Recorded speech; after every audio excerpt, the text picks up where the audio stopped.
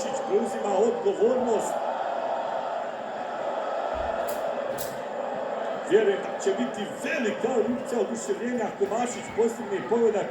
Jelinić je sjajno branio u današnjem, odnosno večerašnjem susretu. Vidjet ćemo može li sad ovaj dječak zaustaviti Anesa Mašića, najboljeg strelca Čelika ove sezone, računajući i ligu i kup. Mašić je postigao 6 golova.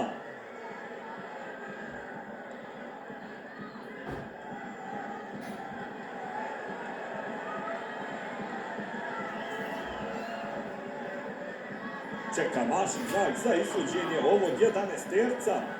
Bio je pola godine na posudi prošle sezone u Stupčanici Mašić, onda se ponovo vratio u Čelik. Dobio je Mašić znak, Jelinić ili Mašić, ide Mašić prema lopti.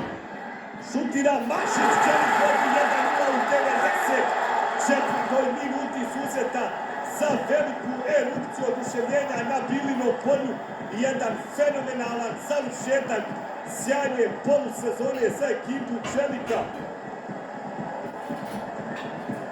Anes Mašić postiže svoj 6. gol u sezoni. Čelik vodi sa 1-0. Ponovo Čelik.